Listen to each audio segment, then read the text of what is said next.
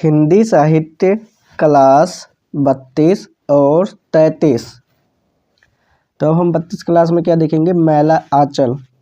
मैला आंचल जो कि फरीश्वर नाथ रेणु का है। मैला आंचल जो कि फरीश्वर नाथ रेणु का है। यह उपन्यास 1954 ईस्वी में छपा था। यह उपन्यास 1954 ईस्वी में छपा था। स्थान की बात करें तो ये स्थान में मेरीगंज स्थान दिया गया है, जो कि एक टोला या टोली है। ठीक, टोला या टोली में अगर हम फिर देखें, राजपूत टोला है, एक राजपूत टोला या सिपहिया टोला है। राजपूत टोला या सिपहिया टोला है। और राजपूत टोला या सिपहिया टोला में राम कृपाल सिंह है, शिवशंकर सिंह है, हरगौरी सिंह है। राम कृपाल सिंह, शिवशंकर सिंह, हरगौरी सिंह है। और वहीं फिर उसके बाद है कायस्थ टोला या मालिक टोला या कैथ टोला। कायस्थ टोला या मालिक टोला या कैथ टोला। इसमें नाम आता है विश्वनाथ प्रसाद का, जिसके पास 1000 बीघे मतलब खेत हैं।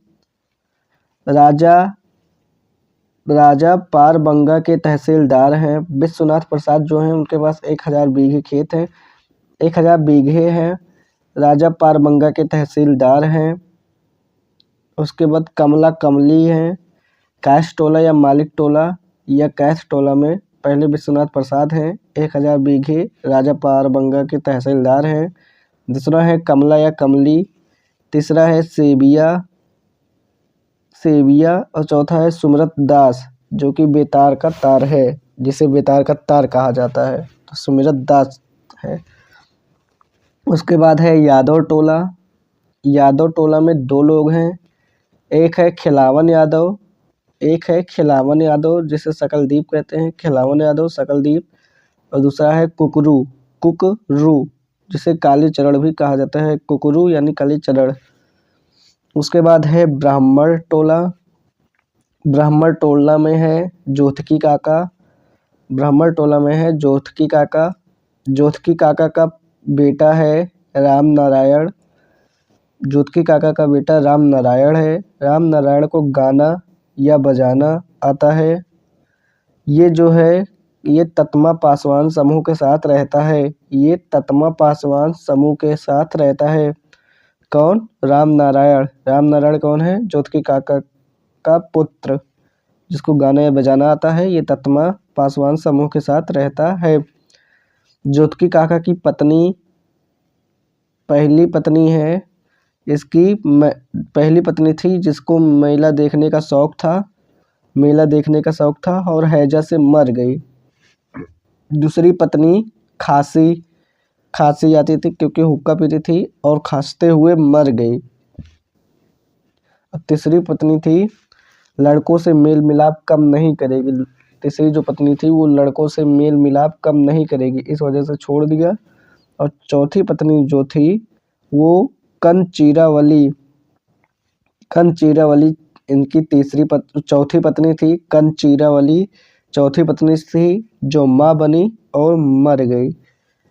कंचीरावली चौथी पत्नी थी जो माँ बनी और मर गई, तो उन्हीं का पुत्र था राम नारायण, जो कि ततमा पासवान समूह के साथ रहता था।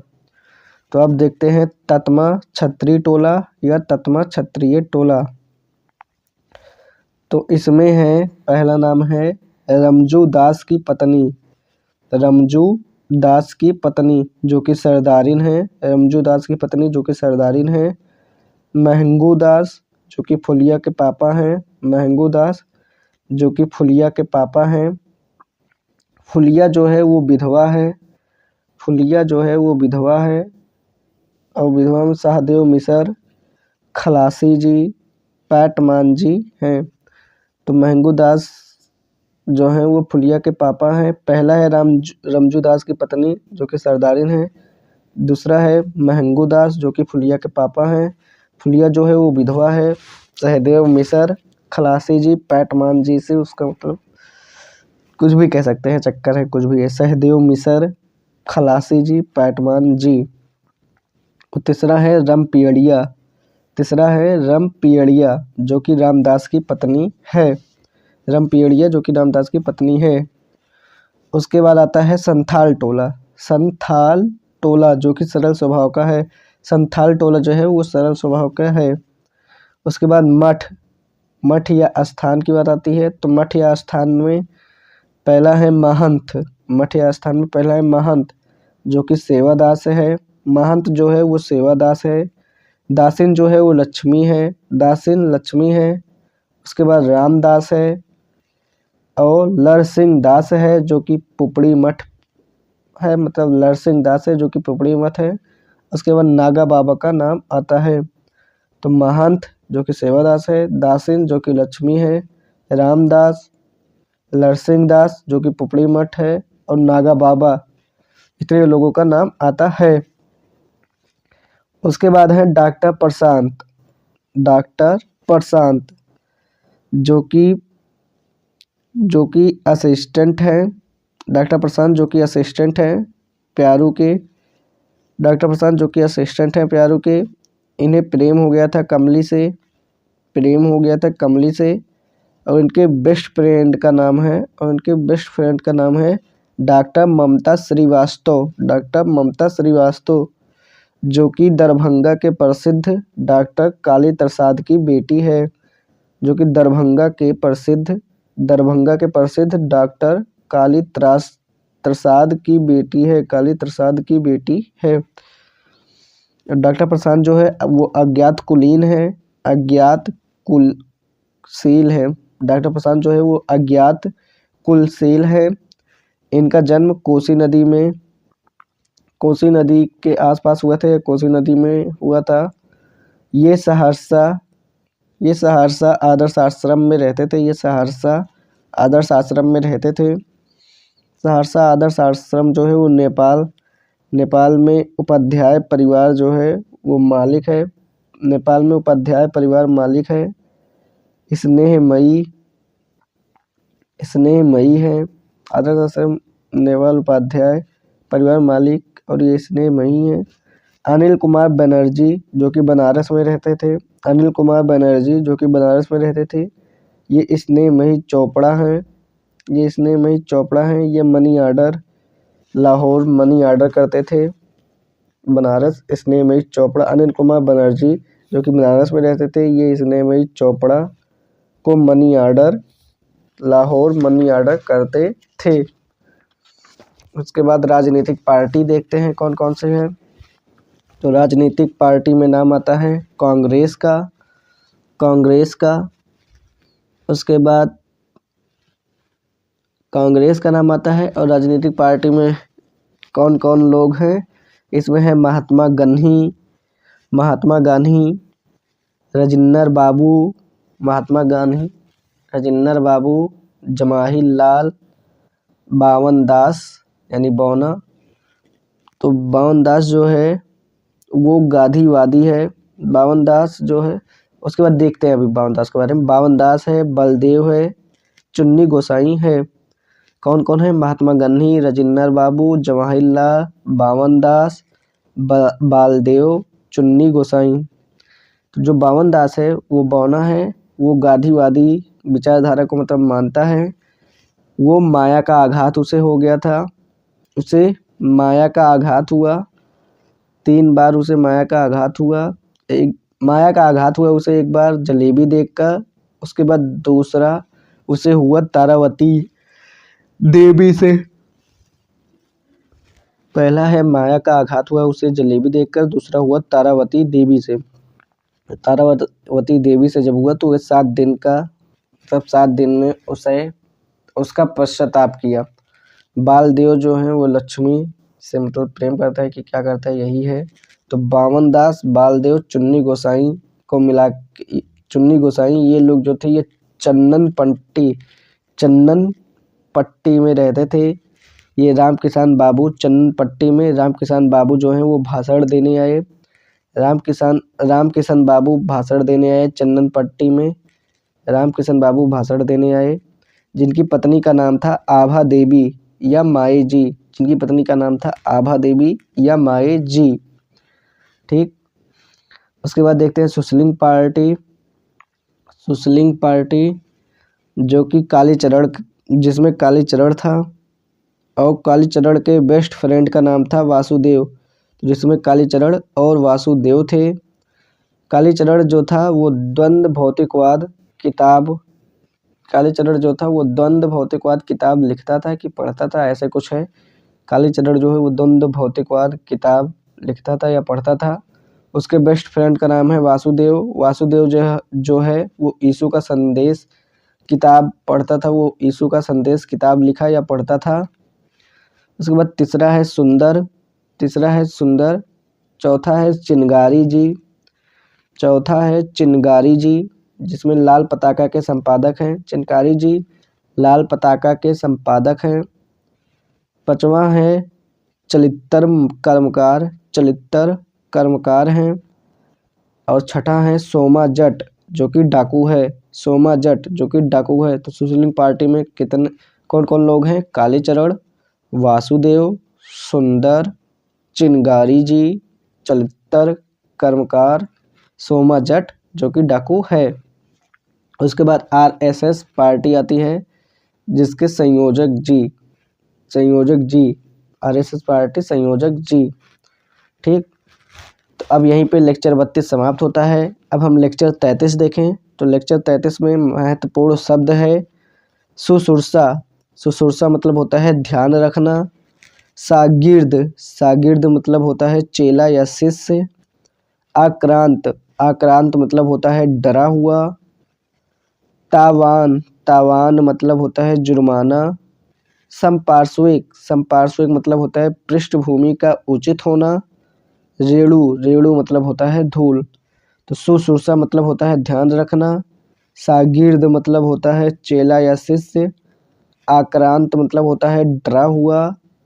तावान मतलब होता है जुर्माना। संपार्श्विक मतलब होता है पृष्ठभूमि का उचित होना। और रेणु मतलब होता है धूल। तो इसी के साथ क्लास 33 भी यहीं पे समाप्त होता है। हिंदी साहित्य क्लास 34 मैला आंचल से संभावित प्रश्न। पहला प्रश्न है, आंचलिक उपन्यास का अर्थ स्पष्ट करते हुए बताएं कि किन विशेषताओं के आधार पर मैला आंचल को आंचलिक उपन्यास कहा जा सकता है। 4 स्टार। दूसरा प्रश्न है, किसी आंचलिक उपन्यास में अंचल के नायक बन जाने का क्या तात्पर्य होता है? किन अर्थों में यह कहा जा सकता है कि मैला आंचल का नायक न बावन दास है, न प्रशांत और न ही कालीचरण, बल्कि मेरीगंज ही इस उपन्यास का नायक है। 2 स्टार। तीसरा प्रश्न है, हिंदी के आंचलिक उपन्यासों की परंपरा का संक्षिप्त परिचय देते हुए सिद्ध करें कि मैला आंचल इस परंपरा का सर्वश्रेष्ठ उपन्यास है। 3 स्टार। चौथा प्रश्न है, मैला आंचल सिर्फ आंचलिक उपन्यास नहीं है, वह गोदान की तरह राष्ट्रीय जीवन का प्रतिनिधि उपन्यास भी है। 3 स्टार। पांचवा प्रश्न है, मैला आंचल की संवेदना पर विचार करें। रेणु इसके माध्यम से क्या व्यक्त करना चाहते हैं? मैला आंचल की संवेदना पर विचार करें। रेणु इसके माध्यम से क्या व्यक्त करना चाहते हैं? 1 स्टार। छठा प्रश्न है, मैला आंचल के नामकरण पर विचार करें। क्या आप इसके लिए बेहतर नाम सुझाना चाहेंगे? 3 स्टार। सातवां प्रश्न है, मैला आंचल के शिल्प पर विचार करें और गोदान से तुलना करें। 2.5 स्टार। आठवां प्रश्न है, मैला आंचल की भाषा शैली पर नाती दीर्घ निबंध लिखें। मैला आंचल की सफलता में इसकी भाषा की क्या भूमिका है? स्पष्ट करें। यह भी बताएं कि क्या मैला आंचल की भाषा उपन्यास को कमजोर भी करती है। 4 स्टार। और 9वां प्रश्न है, उपन्यास के तथ्यों की दृष्टि से मैला आंचल पर विचार करें। 2.5 स्टार। अब हम देखते हैं सामाजिक पक्ष, उसके बाद फिर राजनीतिक पक्ष, फिर आर्थिक पक्ष, फिर भौगोलिक पक्ष, फिर सांस्कृतिक पक्ष। तो गोदान में सामाजिक पक्ष मान लीजिए 5 है, 5 है यानी बहुत ज़्यादा जिक्र है। गोदान में सामाजिक पक्ष का बहुत ज़्यादा जिक्र है। मैला आंचल में ज़्यादा जिक्र है। गोदान में राजनीतिक पक्ष का ठीक जिक्र है। मैला आंचल में बहुत ज़्यादा जिक्र है। गोदान में आर्थिक पक्ष का बहुत ज़्यादा जिक्र है, जबकि मैला आंचल में अच्छा जिक्र है। गोदान में भौगोलिक पक्ष का थोड़ा जिक्र है, जबकि मैला आंचल में बहुत ज़्यादा जिक्र है भौगोलिक पक्ष का। गोदान में सांस्कृतिक पक्ष का थोड़ा जिक्र है, जबकि मैला आंचल में बहुत ज़्यादा जिक्र है। ठीक, तो अगर पूछे गोदान मैला आंचल में तो सामाजिक पक्ष, राजनीतिक पक्ष और आर्थिक पक्ष ये समान पक्ष प्रतीक हैं, और भौगोलिक पक्ष, सांस्कृतिक पक्ष ये विशिष्ट पक्ष हैं। ठीक, अब हम देखते हैं मैला आंचल की संवेदना। संवेदना में हम देखेंगे सामाजिक, राजनीतिक, आर्थिक, भौगोलिक, सांस्कृतिक। तो सामाजिक में हम देखें तो नारी, धर्म, अंधविश्वास है। नारी, धर्म, अंधविश्वास है। और सामाजिक में कमली और गणेश की नानी, कमली और गणेश की नानी ये दोनों लोग के द्वारा नारी, धर्म और अंधविश्वास है। मतलब तो सामाजिक में नारी, धर्म और अंधविश्वास है। कमली और गणेश की नानी इसमें प्रमुख हैं अंधविश्वास करने में। राजनीतिक में अगर हम देखें तो कांग्रेस और समाजवादी है। कांग्रेस और समाजवादी है। आर्थिक में देखें तो गरीबी और खमहार हैं। गरीबी और खमहार हैं। भौगोलिक में देखें तो मेरीगंज, रोतेहट, पुड़िया। मेरीगंज, रोतेहट और पुड़िया। मेरीगंज जो कमला वहाँ की रहने वाली थी, कोसी के पास रोतेहट है, ये तीनों ही बिहार में है। मेरीगंज, रोतेहट, पुड़िया ये तीनों ही बिहार में है। और सांस्कृतिक में देखें तो विरासत नृत्य है। सांस्कृतिक में देखें तो विरासत नृत्य है। जाट जट्टिन है। विरासत नृत्य है, जाट जट्टिन है। सुरंगा सदा ब्रिज है। सुरंगा सदा ब्रिज है। सुरंगा सदा ब्रिज है। अब हम देखें आंचलिक उपन्यास। आंचलिक उपन्यास, तो आंचलिक उपन्यास की कसौटियाँ क्या हैं? तो आंचलिक उपन्यास की कसौटियों में पहला है नायक ही अंचल होना चाहिए। नायक अंचल होना चाहिए। दूसरा है समग्र चित्रण होना चाहिए। समग्र चित्रण होना चाहिए। तीसरा है वैचारिक तटस्थता होनी चाहिए। तीसरा है वैचारिक तटस्थता होनी चाहिए। चौथा है भौगोलिक या सांस्कृतिक पक्ष। भौगोलिक या सांस्कृतिक पक्ष होना चाहिए। तो कसौटियाँ क्या है?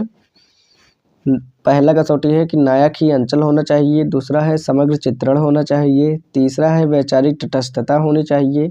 और चौथा है भौगोलिक या सांस्कृतिक पक्ष होना चाहिए। नायकत्व में देखें तो नायकत्व में क्या है?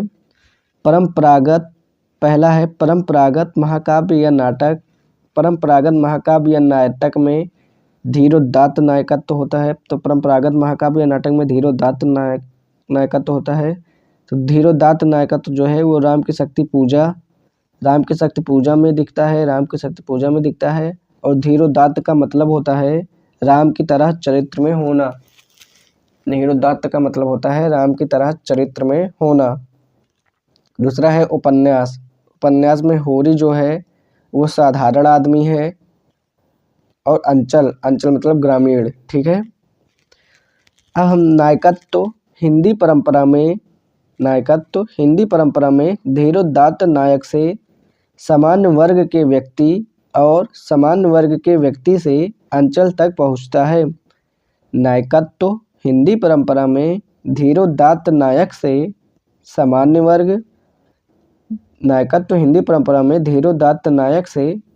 वर्ग के व्यक्ति और सामान्य वर्ग के व्यक्ति से अंचल तक पहुंचता है। और मैला आंचल इस क्रांति की प्रक्रिया में दूसरी सबसे बड़ी क्रांति है। अब देखते हैं नायक होने के लिए कसौटियाँ। तो नायक होने के लिए कसौटियों में पहला है फल प्राप्ति के लिए उद्यम करे, यानी फल उद्यम करे। फल प्राप्ति के लिए उद्यम करे यानी फल के लिए उद्यम करे। दूसरा है जो फल का उपभोग भी करे, यानी फल उपभोग करे। जो फल का उपभोग भी करे यानी फल उपभोग करे। और तीसरा है जो कहानी में ज़्यादा मात्रा या गुण में उपस्थित हो। जो कहानी में ज़्यादा मात्रा या गुण में उपस्थित हो, यानी कहानी में उपस्थिति ज़्यादा हो। नायक होने के लिए कसौटियाँ, पहला है फल प्राप्ति के लिए उद्यम करे, दूसरा जो फल का उपभोग भी करे, और तीसरा है जो कहानी में ज़्यादा मात्रा या गुण में उपस्थित हो। और अगर आधुनिक कसौटियाँ देखें, नायक होने के लिए आधुनिक कसौटियाँ, तो पहला है जिसका उपन्यास में ज़्यादा विस्तार या मात्रा हो। जिसका उपन्यास में ज़्यादा विस्तार या मात्रा हो। दूसरा है जिस चरित्र का कथानक में सबसे ज़्यादा महत्व हो। जिस चरित्र का कथानक में सबसे ज़्यादा महत्व हो। तीसरा है जो पाठक के मन में धंसा रह जाता है। जो पाठक के मन में धंसा रह जाता है। तो आधुनिक कसौटियों में नायक होने के लिए पहला है जिसका उपन्यास में ज़्यादा विस्तार या मात्रा हो। दूसरा है जिस चरित्र का कथानक में सबसे ज़्यादा महत्व हो। तीसरा है जो पाठक के मन में धंसा रह जाता है। अब देखते हैं शीर्षक। दूसरा आ जाता है कुछ शीर्षक। शीर्षक में है सुमित्रा नंदन पंत की कविता। सुमित्रा नंदन पंत की कविता भारत माता से लिया गया, जिसकी कुछ पंक्तियां निम्नलिखित हैं।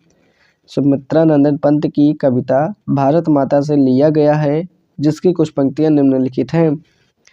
भारत माता ग्रामवासिनी, खेतों में फैला है श्यामल, धूल भरा मैला सा आंचल, गंगा यमुना में आंसू जल, मिट्टी की प्रतिमा उदासीनी उदासीनी, भारत माता ग्रामवासिनी।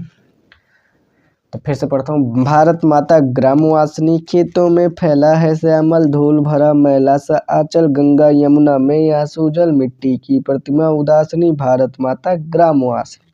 फिर से भारत माता ग्रामवासिनी, खेतों में फैला है श्यामल, धूल भरा मैला सा आंचल, गंगा यमुना में आंसू जल, मिट्टी की प्रतिमा उदासीनी, भारत माता ग्रामवासिनी।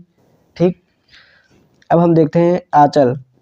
हम नामकरण अगर बात करें मैला आंचल का नामकरण में, तो नामकरण में दो शब्दों से मिलकर बना है, एक मैला और एक आंचल। आंचल जो है वो दो शब्दों से, जैसे एक होता है अंचल और एक होता है आंचल। आंचल मतलब होता है अपनी माँ जमीन आदि के प्रति स्नेह। तो आंचल का मतलब होता है अपनी माँ जमीन आदि के प्रति स्नेह। ठीक।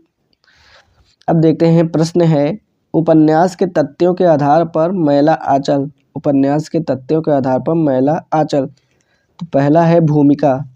भूमिका में महाभोज तथा गोदान के नोट्स से देखें। भूमिका जो है महाभोज तथा गोदान के नोट्स से देखें। उद्देश्य से अगर देखें, उद्देश्य दूसरा पॉइंट है उद्देश्य। लेखक की घोषणा है कि यह आंचलिक उपन्यास है। लेखक की घोषणा है कि यह आंचलिक उपन्यास है, इसलिए उद्देश्य इतना ही है कि अंचल का संपूर्ण व तटस्थ चित्रण हो जाए। अंचल का संपूर्ण व तटस्थ चित्रण हो जाए। इसमें धूल सूल ... ये आगे पढ़ लेंगे इसमें। तीसरा पॉइंट है कथानक। कथानक जो है वो प्रिंटेड नोट्स में से देखना है। कथा वस्तु विश्वसनीय है। पुड़िया क्षेत्र की गांव की जिंदगी पूरी प्रामाणिकता के साथ उपस्थित है। पुड़िया क्षेत्र की गांव की जिंदगी पूरी प्रामाणिकता के साथ उपस्थित है। उसके बाद चौथा पॉइंट है चरित्र या पात्र, जो कि प्रिंटेड नोट्स में देखना है। पांचवा पॉइंट है भाषा शैली, ये भी प्रिंटेड नोट्स में देखना है। छठा है कथोपकथन या संवाद योजना। तो कथोपकथन या संवाद योजना में है छोटे, चुस्त, गतिशील संवादों के कारण आंचलिकता का रंग गाढ़ा हुआ है। छोटे चुस्त गतिशील संवादों के कारण आंचलिकता का रंग गाढ़ा हुआ है। जैसे है एग्जाम्पल कमली, तो मैं जानबूझकर बेहोश होती हूँ क्यों? तो मैं जानबूझकर बेहोश होती हूँ क्यों? प्रशांत, हाँ जानबूझकर। कमली, क्यों? प्रशांत, क्योंकि बेहोश होने से ही बेहोशी डॉक्टर आता है। कमली, ऊ डॉक्टर आवे ना आवे मेरी बला से। प्रशांत, अच्छी बात है तो मैं चला। कमली, ऊ। 7वां पॉइंट है देश काल वातावरण। देश काल वातावरण में का पॉइंट है देश संबंधी सूचनाएं अत्यधिक मात्रा में है। देश संबंधी सूचनाएं अत्यधिक मात्रा में है क्योंकि आंचलिक उपन्यास है अतः भौगोलिक वर्णन जरूरी है। क्योंकि आंचलिक उपन्यास है अतः भौगोलिक वर्णन जरूरी है। खा पॉइंट है काल संबंधी सूचनाएं भी भरपूर मात्रा में है। काल संबंधी सूचनाएं भी भरपूर मात्रा में है जो 1946 से 1948 का संदर्भ स्पष्ट करती हैं। काल संबंधी सूचनाएं भी भरपूर मात्रा में है जो 1946 से 1948 का संदर्भ स्पष्ट करती हैं। ब्रैकेट में है कांग्रेसी मंत्रिमंडल का बनना, स्वराज मिलना, महात्मा गांधी की हत्या। कांग्रेसी मंत्रिमंडल का बनना, स्वराज मिलना, महात्मा गांधी का हत्या। और गा पॉइंट है वातावरण की दृष्टि से उपन्यास बेजोड़ है। वातावरण की दृष्टि से उपन्यास बेजोड़ है। महान वातावरणीय उपन्यास है। महान वातावरणीय उपन्यास है। पाठक उपन्यास के वातावरण में भी खो जाता है। पाठक उपन्यास के वातावरण में भी खो जाता है। तो वातावरण की दृष्टि से उपन्यास बेजोड़ है। महान वातावरणीय उपन्यास है। पाठक उपन्यास के वातावरण में भी खो जाता है। तो इसी के साथ लेक्चर नंबर 34 यहीं पे समाप्त होता है। हिंदी साहित्य लेक्चर नंबर 35। अब हम देखते हैं मैला आंचल अभ्यास प्रश्न। मैला आंचल अभ्यास प्रश्न जो कि 2001 में यूपीएससी में पूछा भी गया है। तो क्वेश्चन नंबर 2 है मैला आंचल में व्यक्त द्वंद्व। मैला आंचल में व्यक्त द्वंद्व। संक्रमण के दौर में समाज में द्वंद्वों का बढ़ जाना स्वाभाविक होता है। संक्रमण के दौर में समाज में द्वंद्वों का बढ़ जाना स्वाभाविक होता है। मैला आंचल की कथा वस्तु 1946 से 1948 के दौर की है जो भारत के संपूर्ण इतिहास का सबसे जटिल संक्रमण बिंदु है। जो भारत के संपूर्ण इतिहास का सबसे जटिल संक्रमण बिंदु है। इसलिए स्वाभाविक है कि मैला आंचल के कथा के भीतर कई प्रकार के द्वंद्व समाहित दिखाई देते हैं। इसलिए स्वाभाविक है कि मैला आंचल के कथा के भीतर कई प्रकार के द्वंद्व समाहित दिखाई देते हैं। इसमें पहला पॉइंट है आधुनिक वैज्ञानिक के चिंतन। आधुनिक वैज्ञानिक के चिंतन बनाम रूढ़िवाद या अंधविश्वास। आधुनिक वैज्ञानिक के चिंतन बनाम रूढ़िवाद या अंधविश्वास यानी डॉक्टर प्रशांत बनाम जोथकी काका। दूसरा पॉइंट है विभिन्न जातियों के मध्य शांति का द्वंद्व। विभिन्न जातियों के मध्य शांति का द्वंद्व। तीसरा है राजनीतिक द्वंद्व। विभिन्न दलों के बीच शक्ति का संघर्ष। राजनीतिक द्वंद्व विभिन्न दलों के बीच शक्ति का संघर्ष। ब्रैकेट में है दलों के भीतर भी नैतिक और अनैतिक शक्तियों के बीच संघर्ष चल रहा है।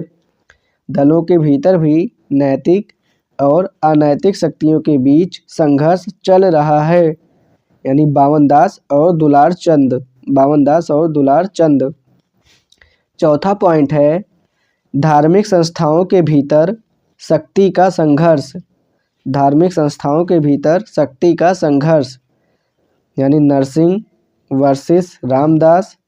नरसिंह बनाम रामदास और लक्ष्मी बनाम रामपेड़िया। नरसिंह बनाम रामदास, लक्ष्मी बनाम रामपेड़िया। उसके बाद पांचवा पॉइंट है आर्थिक द्वंद्व। आर्थिक द्वंद्व मुख्य रूप से जमीन के कब्जे को लेकर, आर्थिक द्वंद्व जो है वो मुख्य रूप से जमीन के कब्जे को लेकर, यानी हर गौरी बनाम संथाल, हर गौरी बनाम संथाल। छठवां पॉइंट है सांप्रदायिक द्वंद्व, छठवां पॉइंट है सांप्रदायिक द्वंद्व, यानी सुमरत दास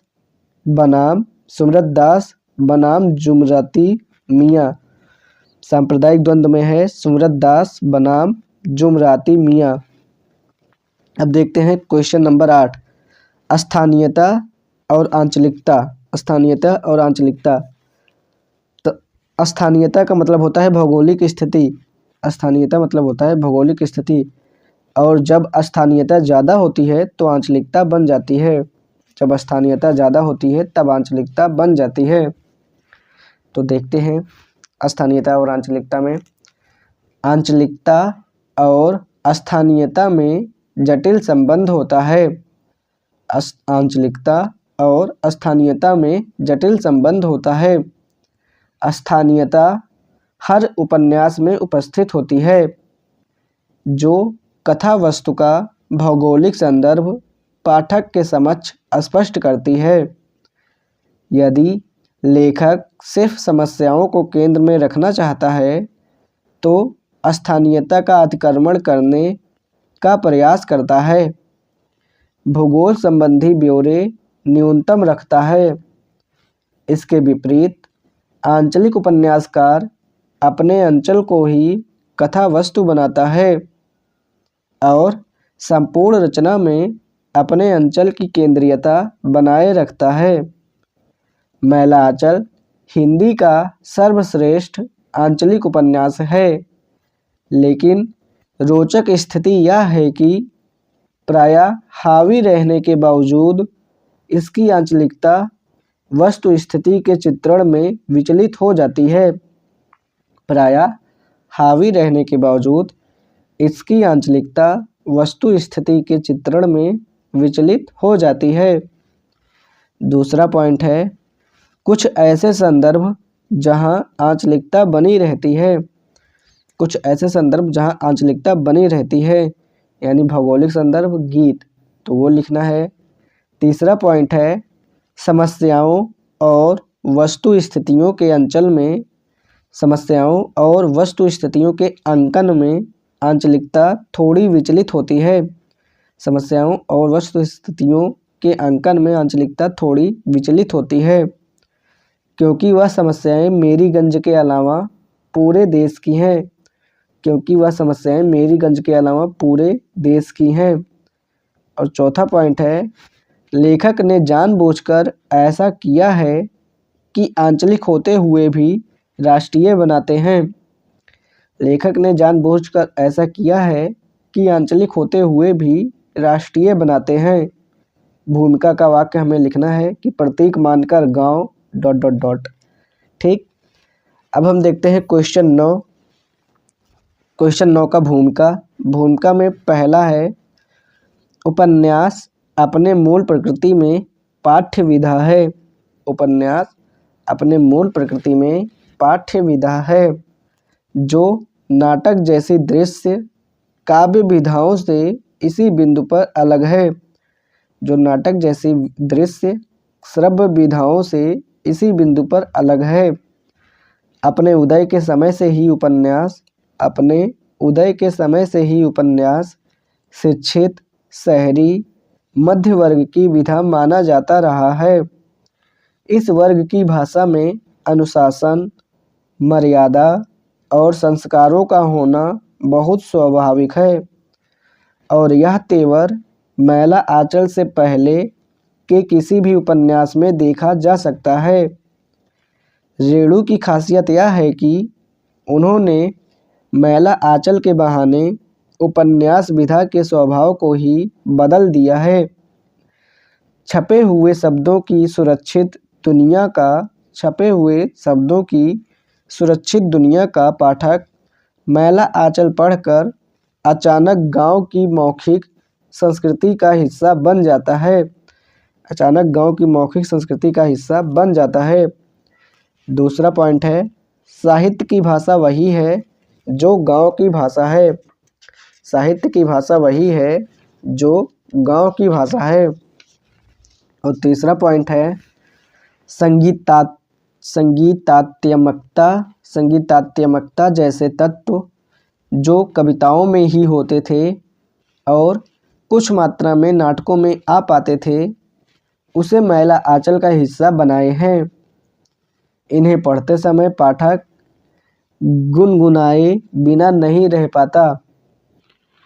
धा धा धिन्ना धा धिन्ना धा धिन्ना धा धिन्ना, तो ये वाला लिख देना है। उसके बाद क्वेश्चन 12 के उत्तर में लिखना है द्वंद्व वाले से सहायता लेकर लिखें। क्वेश्चन 13 के उत्तर में पहला पॉइंट है प्रशांत ममता जो कि अकुंठ मैत्री है, प्रशांत ममता जो कि अकुंठ मैत्री है। दूसरा है प्रशांत कमली जो कि विवाह पूर्व संबंध पर मूल्य निर्णय नहीं, विवाह पूर्व संबंध पर मूल्य निर्णय नहीं है। तीसरा पॉइंट है रमपियड़िया। उसके बाद फुलिया है, फुलिया जो है वो स्त्री की चंचलताएं उसके माध्यम से दिखाई गई हैं। उसके बाद चौथा पॉइंट में है लक्ष्मी बालदेव। ठीक है, अब देखते हैं क्वेश्चन 14 के उत्तर में। सबसे पहले हम भूमिका देखते हैं। तो भूमिका में पहला है मैला आंचल हिंदी का पहला आंचलिक उपन्यास तो है ही, मैला आंचल हिंदी का पहला आंचलिक उपन्यास तो है ही, वह इस परंपरा का निर्विवाद शिखर भी है। ग्राम कथा प्रेमचंद के समय से हिंदी उपन्यास का हिस्सा बन चुकी थी, किंतु उसकी प्रस्तुति में जो कलात्मक तेवर रेणु ने अपनाया उसने पाठकों और समीक्षकों को आश्चर्यचकित कर दिया। हिंदी समीक्षा में यह प्रश्न उठने लगा कि मैला आंचल में निहित अनूठापन आंचलिकता से उत्पन्न हुआ है या रेणु की कलात्मक प्रयोगशीलता से। सच यह है कि इन दोनों में विरोध का नहीं कारण कार्य का संबंध है। रेणु की कलात्मकता ने आंचलिकता की जमीन तैयार की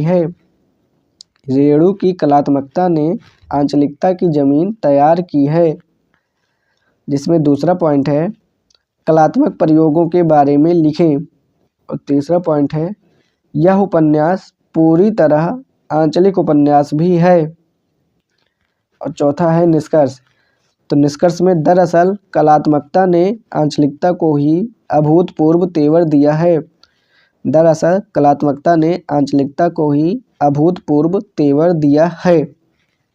अब हम देखते हैं आंसर 15, यानी आंसर 15 क्या है। विभिन्न विधाओं की संरचना ही अलग नहीं होती, भाषा भी अलग होती है। निकटवर्ती विधाओं में भाषा की थोड़ी बहुत समतुल्यता स्थापित हो सकती है, किंतु विपरीत प्रकृति की विधाओं में ऐसा करने में अनौचित्य होता है। उदाहरण के लिए कविता और नाटक की भाषा में तारतम्य हो सकता है, किंतु उपन्यास या निबंध की भाषा कविता या नाटक जैसी होने लगे तो रचना का प्रभाव अस्खलित हो सकता है। उपन्यास प्रायः एक मध्यवर्गीय गंभीर विधा है जिसमें काव्योचित भावुकता या संगीतात्मकता की संभावना नहीं होती। यही कारण है कि प्रायः किसी भी उपन्यास में कविता के प्रसंग नहीं होते हैं।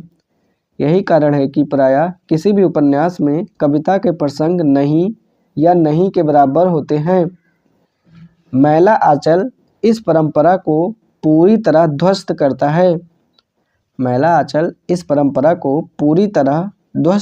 है और हिंदी समीक्षा के सामने कठिन प्रश्न उपस्थित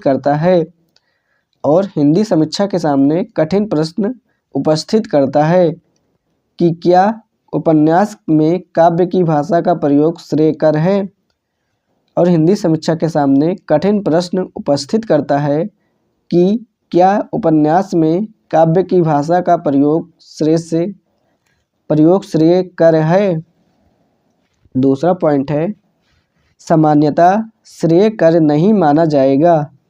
जैसे गोदान में कविताएं ज़्यादा होती तो त्रासद तत्व कमज़ोर हो जाता। महाभोज या दिव्या में कविताएं होती तो कथानक का कसाव ढीला हो जाता। तीसरा पॉइंट है, किंतु मैला आंचल की विशिष्ट स्थिति है।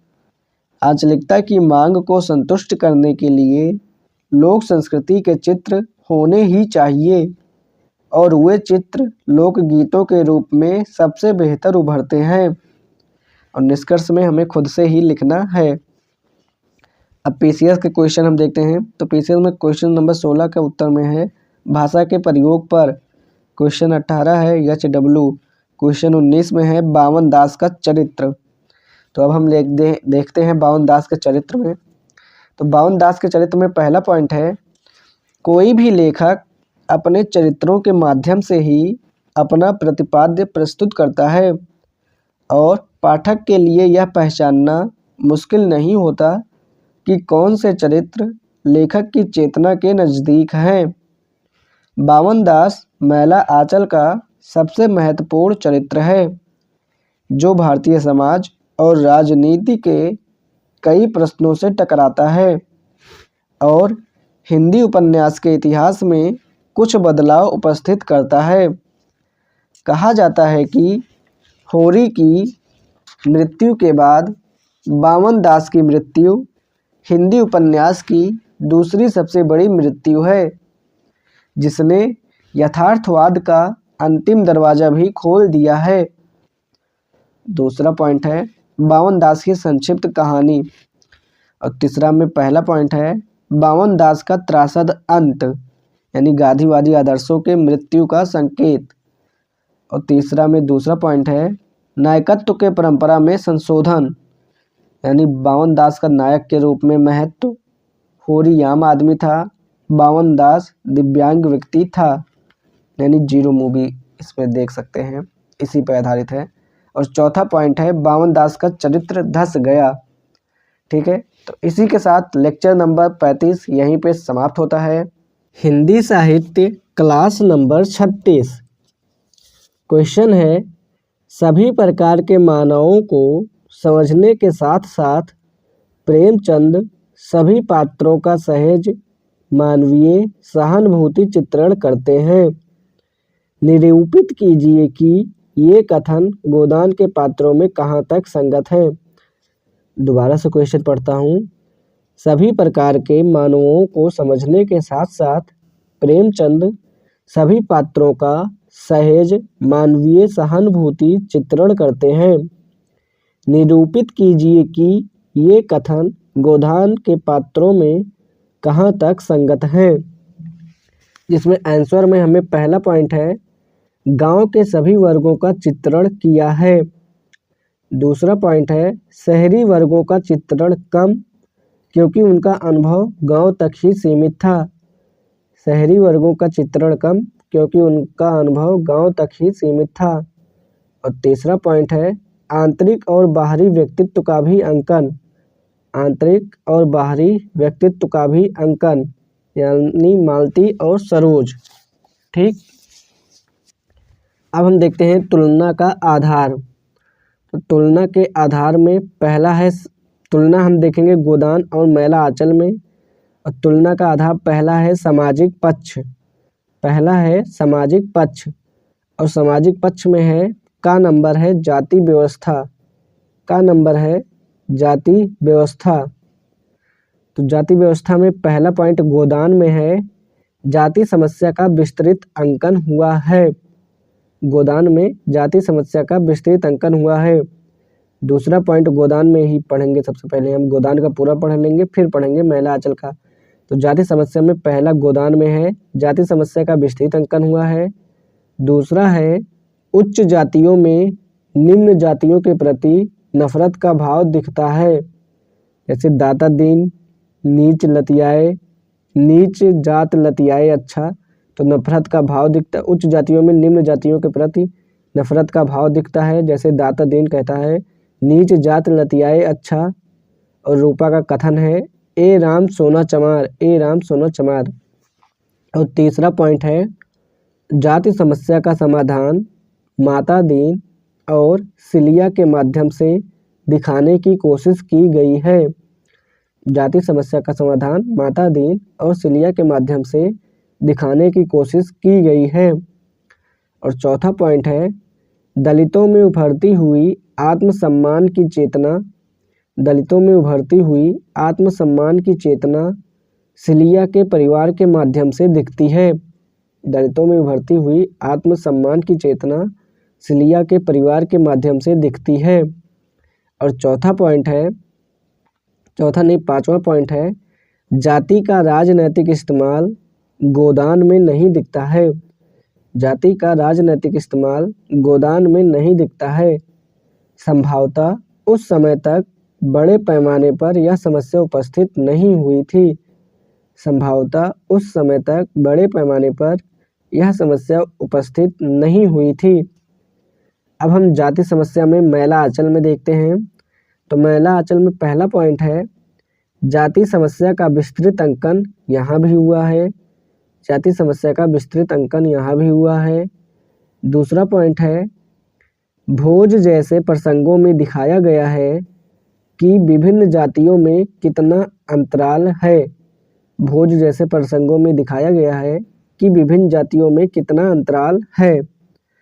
और तीसरा पॉइंट है, जातियों में एक दूसरे के प्रति दुर्भावनाएं यहाँ गोदान से ज़्यादा मुखर हैं। जातियों में एक दूसरे के प्रति दुर्भावनाएं यहाँ गोदान से ज़्यादा मुखर हैं। अकेले यादवों की बात रहती तो ... ये लिख लेना है। चौथा पॉइंट है, दलित समाज में आत्मसम्मान की चेतना यहाँ भी दिखने लगी है। दलित समाज में आत्मसम्मान की चेतना यहाँ भी दिखने लगी है। जैसे है, ततमा टोली में होने वाली पंचायत, ततमा टोली में होने वाली पंचायत। और एक है, मरी हुई गाय को उठाने से मना करने का प्रसंग, मरी हुई गाय को उठाने से मना करने का प्रसंग। पांचवा पॉइंट है, जाति समस्या का कोई समाधान नहीं दिखाया गया है। जाति समस्या का कोई समाधान नहीं दिखाया गया है। और छठा पॉइंट है, यहाँ जाति के राजनीतिक दुरुपयोग की समस्या व्यापक है। यहाँ जाति के राजनीतिक दुरुपयोग की समस्या व्यापक है, क्योंकि इस समय तक विभिन्न जातियाँ राजनीतिक गोलाबंदी करने लगी थी। जैसे टोपी पर जाति का नाम लिखवा लें, टोपी पर जाति का नाम लिखवा लें, ऐसे कुछ है। अब हम देखते हैं खा पॉइंट, जो कि है धर्म समस्या। खा पॉइंट में है धर्म समस्या। तो धर्म समस्या में गोदान में पहला पॉइंट है, धर्म आम आदमी का शोषण कैसे करता है, इस बात का विस्तृत अंकन है। धर्म आम आदमी का शोषण कैसे करता है, इस बात का विस्तृत अंकन है। होरी के पेट में धर्म की क्रांति, होरी के पेट में धर्म की क्रांति। और दूसरा पॉइंट है, गोबर के माध्यम से धर्म के शोषक के प्रति, गोबर के माध्यम से धर्म के शोषक के प्रति विद्रोह की भावना दिखाई गई है। गोबर के माध्यम से धर्म के शोषक के प्रति विद्रोह की भावना दिखाई गई है। यानी भूखे नंगे रहकर देखें तब तो, ऐसे कुछ करके है। और तीसरा पॉइंट है, धर्म के संस्थागत पक्षों पर, धर्म के संस्थागत पक्षों पर प्रायः चर्चा नहीं की गई है। धर्म के संस्थागत पक्षों पर प्रायः चर्चा नहीं की गई है। यानी थोड़ी बहुत है पर पंडित दाता देन के रूप में, थोड़ी बहुत है पर पंडित दाता देन के रूप में। अब हम देखते हैं धर्म समस्या मैला आंचल में। तो मैला आंचल में धर्म समस्या में पहला पॉइंट है, धर्म कैसे अंधविश्वास और शोषण फैलाता है। धर्म कैसे अंधविश्वास और शोषण फैलाता है, यह जोतकी काका के माध्यम से दिखता है। यह जोतकी काका के माध्यम से दिखता है, किंतु गोदान से कम। किंतु गोदान से कम। दूसरा पॉइंट है धर्म के संस्थागत पक्ष में निहित विकृतियों और शोषण को सविस्तार दिखाया गया है। धर्म के संस्थागत पक्ष में निहित विकृतियों और शोषण को सविस्तार दिखाया गया है, यानी मठ से जुड़ी विद्वत्ताएं।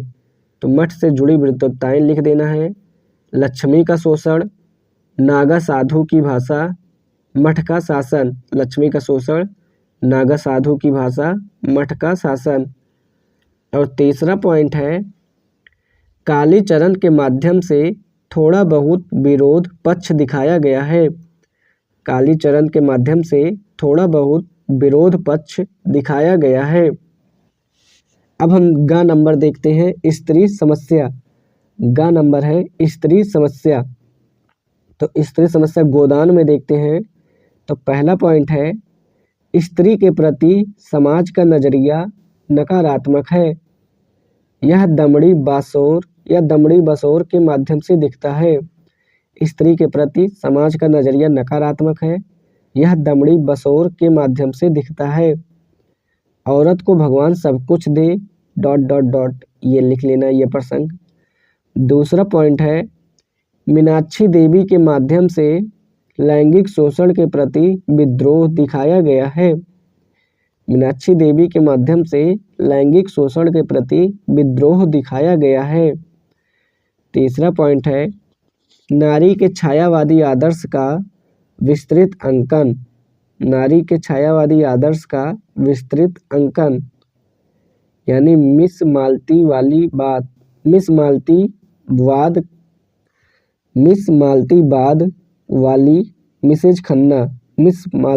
वाली मिसेज खन्ना। चौथा पॉइंट है नोहरी के माध्यम से प्रेमचंद संकेत करते हैं कि यदि स्त्री को बेमेल विवाह में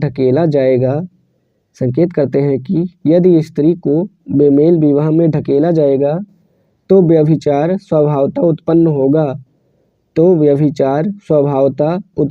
होगा। और पांचवा पॉइंट है तत्कालीन नारी आंदोलन यानी वोमेन्स लीग मालती सरोज का भी जिक्र हुआ है। तत्कालीन नारी आंदोलन का भी जिक्र हुआ है, यानी वोमेन्स लीग जिसमें मालती सरोज थी का भी जिक्र हुआ है। अब हम स्त्री समस्या महिला आंचल में देखते हैं। तो महिला आंचल में पहला पॉइंट है नारी के प्रति समाज का नकारात्मक नजरिया यहाँ भी भरपूर मात्रा में दिखा है। शास्त्र में कहा है जोरू जमीन जोर का नहीं तो किसी और का, ऐसे ... जो है। दूसरा पॉइंट है नारी का आदर्श रूप प्रायः नहीं दिखाया गया है। केवल माए जी जैसे चरित्रों में गरिमापूर्ण रूप दिखता है। नारी का आदर्श रूप प्रायः नहीं दिखाया गया है, केवल माए जी जैसे चरित्रों में गरिमापूर्ण रूप दिखता है। और तीसरा पॉइंट है नोहरी का स्थान यहाँ फुलिया ने लिया है, किंतु स्थितियाँ कुछ अलग हैं। फुलिया के स्वच्छंदता के पीछे वैसी मजबूरियाँ नहीं हैं जैसी नोहरी के पास है। और चौथे पॉइंट है नारी आंदोलन की चर्चा नहीं, किंतु ऐसी नारियों का जिक्र है जो तत्कालीन स्वाधीनता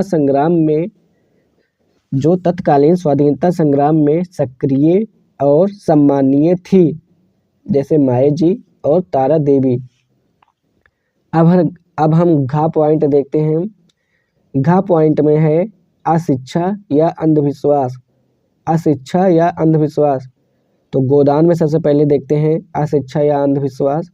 तो इसमें पहला पॉइंट है होरी जैसे किसानों का असली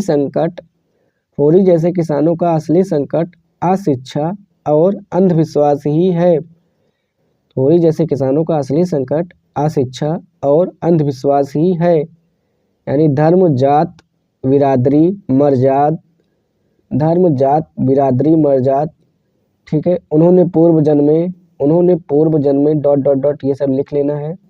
दूसरा पॉइंट है अशिक्षा या अंधविश्वास में गोदान में, जब गोबर शहर से लौटता है तो अपनी नए चेतना के माध्यम से, जब गोबर शहर से लौटता है तो अपनी नई चेतना के माध्यम से अंधविश्वासों को खारिज करता है, जिससे शोषण की बुनियाद हिलने लगती है, जिससे शोषण की बुनियाद हिलने लगती है। अब हम अशिक्षा या अंधविश्वास को महिला आंचल में देखते हैं। तो महिला आंचल में पहला पॉइंट है, यहाँ भी पिछड़ेपन का मूल कारण अशिक्षा या अंधविश्वास ही है। यहाँ भी पिछड़ेपन का मूल कारण अशिक्षा या अंधविश्वास ही है, जोतकी काका के माध्यम से। दूसरा पॉइंट है, गणेश की नानी की मौत अंधविश्वास के कारण ही हुई है। गणेश की नानी की मौत अंधविश्वास के कारण ही हुई है। तीसरा पॉइंट है, प्रशांत और कालीचरण जैसे युवा अंधविश्वासों से टकराते हैं और कुछ मात्रा में सफल होते हैं। प्रशांत और कालीचरण जैसे युवा अंधविश्वासों से टकराते हैं और कुछ मात्रा में सफल होते हैं। और चौथा पॉइंट है, प्रशांत की रिसर्च का निष्कर्ष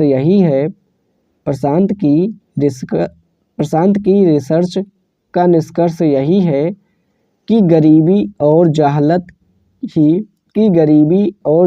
ही मेरीगंज की पिछड़ेपन की वजह हैं। प्रशांत की रिसर्च का निष्कर्ष यही है कि गरीबी और जहालत ही मेरीगंज की पिछड़ेपन की वजहें हैं। अब देखते हैं अंगा नंबर। अंगा में है आदिवासी समाज।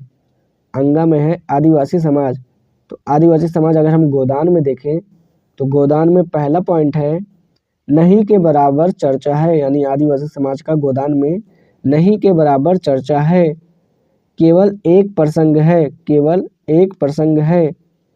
मेहता और मालती नदी के किनारे आदिवासी स्त्री से मिलते हैं, जिसकी सहजता प्रशंसनीय है। मेहता और मालती नदी के किनारे आदिवासी स्त्री से मिलते हैं, जिसकी सहजता प्रशंसनीय है। अब हम आदिवासी समाज को महिला आंचल में देखते हैं। तो महिला आंचल में पहला पॉइंट है, इसमें आदिवासी की उपस्थिति संथालों के रूप में ज़्यादा है। संथालों के रूप में ज़्यादा है। भयानक गरीबी के बावजूद ये भी सहज और सहृदय तथा संवेदनशील हैं।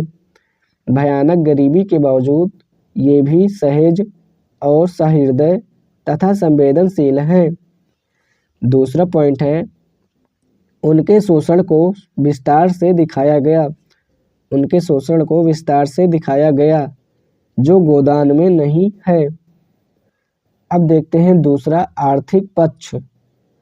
आर्थिक पक्ष गोदान में देखें तो गोदान में पहला पॉइंट है, खलिहान के चित्रण में प्रेमचंद ने दिखाया है कि किसान की फसल कैसे खेत में ही साहूकारों और जमींदारों द्वारा ले लिया जाता है। खलिहान के चित्रण में प्रेमचंद ने दिखाया है कि किसान की फसल कैसे खेत में ही साहूकारों और जमींदारों द्वारा ले लिया जाता है। अनाज तो सबका सब खलिहान में ही तौल गया। ऐसे कुछ करके है। दूसरा अगर पॉइंट देखें हम आर्थिक पक्ष में गोदान में, तो दूसरा पॉइंट है, गरीबी ही मूल समस्या है। होरी के 3 बच्चे दवा के अभाव में मरे और अंत में होरी भी। गरीबी ही मूल समस्या है। होरी के 3 बच्चे दवा के अभाव में मरे और अंत में होरी भी। और तीसरा पॉइंट है, जमींदारों द्वारा शोषण जमींदारों द्वारा शोषण यानी राय साहब द्वारा बेगार कराए जाने वाला प्रसंग, राय साहब द्वारा बेगार कराए जाने वाला प्रसंग। अब हम आर्थिक पक्ष को मैला आंचल में देखें तो मैला आंचल में पहला पॉइंट है खमहार प्रसंग, पहला पॉइंट है खमहार प्रसंग। दूसरा पॉइंट है गरीबी और जाहलत ही मूल कारण है, गरीबी और जाहलत ही मूल कारण है। और तीसरा पॉइंट है तहसीलदार विश्वनाथ प्रसाद, तहसीलदार विश्वनाथ प्रसाद धीरे धीरे पूरे गांव की जमीन हड़प ली है, तहसीलदार विश्वनाथ प्रसाद धीरे धीरे पूरे गांव की जमीन हड़प ली है। नया तहसीलदार हरगौरी सिंह भी, नया तहसीलदार हरगौरी सिंह भी किसानों का वैध हक होने के बावजूद, नया तहसीलदार हरगौरी सिंह भी किसानों का वैध हक होने के बावजूद 100 रुपये प्रति बीघे की मांग रखता है। नया तहसीलदार हरगौरी सिंह भी किसानों का वैध हक होने के बावजूद 100 रुपये प्रति बीघे की मांग रखता है। अब हम तीसरा पॉइंट देखते हैं राजनैतिक पक्ष। तो राजनैतिक पक्ष अगर हम गोदान में देखें तो गोदान में पहला प्रसंग है राजनीतिक प्रसंग कम है, राजनीतिक प्रसंग कम है। दूसरा पॉइंट है नेतृत्व करने वाले लोग उच्च वर्ग के हैं, नेतृत्व करने वाले लोग उच्च वर्ग के हैं जैसे खन्ना, राय साहब आदि। तीसरा पॉइंट है राष्ट्रीय आंदोलन के वर्गीय चरित्र को रेखांकित किया है, राष्ट्रीय आंदोलन के वर्गीय चरित्र को रेखांकित किया है। चौथा पॉइंट है उभरता हुआ लोकतंत्र कैसे धनतंत्र बन गया है, इस पर मिर्जा खुर्शीद के माध्यम से व्यंग कराया गया है। उभरता हुआ लोकतंत्र कैसे धनतंत्र बन गया है, इस पर मिर्जा खुर्शीद के माध्यम से व्यंग कराया गया है, जिसे हम ब्रैकेट में है जिसे हम प्रेमोक्रेसी ... लिख लेना है। अब हम देखते हैं राजनीतिक पक्ष मैला आंचल में। तो मैला आंचल में पहला पॉइंट है राजनीतिक प्रसंग बहुत ज़्यादा है, राजनीतिक प्रसंग बहुत ज़्यादा है। दूसरा पॉइंट है सभी दलों और उनकी आंतरिक राजनीति का विस्तृत अंकन रेणु ने किया है, सभी दलों और उनकी आंतरिक राजनीति का विस्तृत अंकन रेणु ने किया है, जो मैला आंचल को राजनीतिक उपन्यास की परंपरा में भी सम्मान दिलाता है, जो मैला आंचल को राजनीतिक उपन्यास की परंपरा में भी सम्मान दिलाता है। तीसरा पॉइंट है राजनीति तथा विभिन्न दलों के भीतर बढ़ते हुए जातिवाद तथा अपराधीकरण भी विस्तार में आया है, राजनीति तथा विभिन्न दलों के भीतर बढ़ते हुए जातिवाद तथा अपराधीकरण भी विस्तार में आया है। और चौथा पॉइंट है शहर के नेता यहाँ भी प्रायः उच्च वर्ग में ही हैं, शहर के नेता यहाँ भी प्रायः उच्च वर्ग में ही हैं। तो इसी के साथ मैला आंचल समाप्त होता है। अब हम देखते हैं एक नया टॉपिक जो है नाटक। नाटक तो नाटक में सबसे पहले हम देखते हैं नाट्य शैलियाँ या परंपराएं, नाट्य शैलियाँ या परंपराएं। तो नाट्य शैलियाँ परंपराएं की बात करें तो 4 नाट्य शैलियाँ या परंपराएं हैं। पहला है भारतीय नाट्य शैली, दूसरा है पाश्चात्य परंपरा, तीसरा है पारसी नाट्य परंपरा और चौथा है लोक नाट्य शैली। पहला है भारतीय नाट्य परंपरा, दूसरा है पाश्चात्य परंपरा, तीसरा है पारसी नाट्य परंपरा और चौथा है लोक नाट्य शैली। और जो पाश्चात्य परंपरा है वो उसमें 2 चीज़ें हैं, एक है ग्रीक या अरस्तवी और दूसरा है स्वच्छंदतावादी।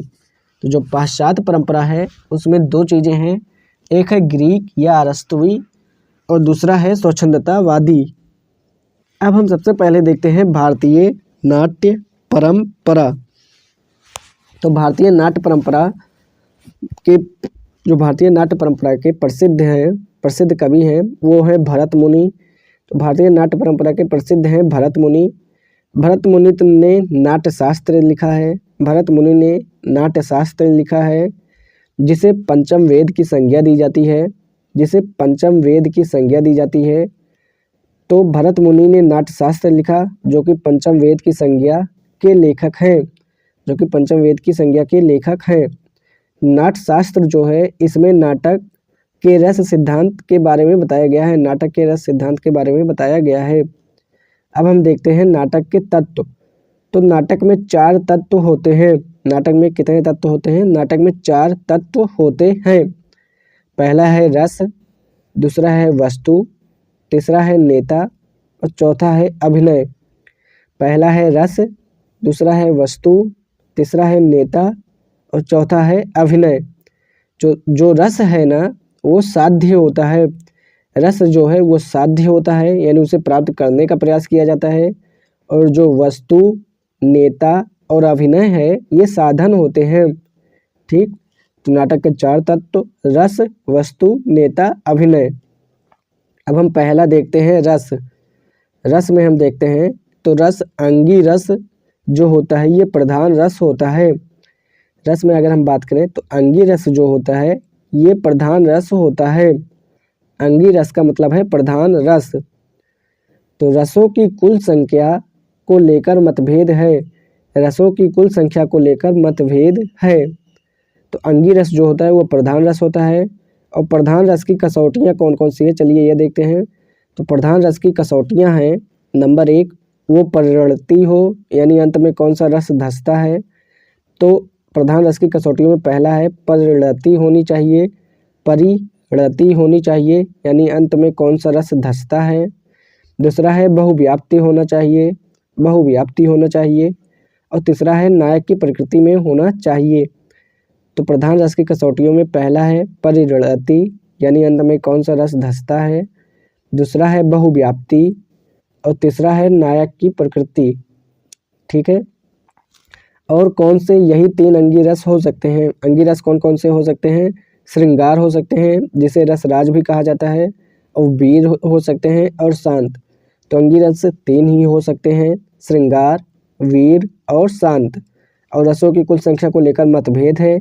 और प्रधान रस की कसौटियाँ 3 हैं, एक उसमें परिणति होनी चाहिए, दूसरा बहुव्याप्ति होना चाहिए और तीसरा नायक की प्रकृति में होना चाहिए। परिणति का मतलब है अंत में कौन सा रस धंसता है।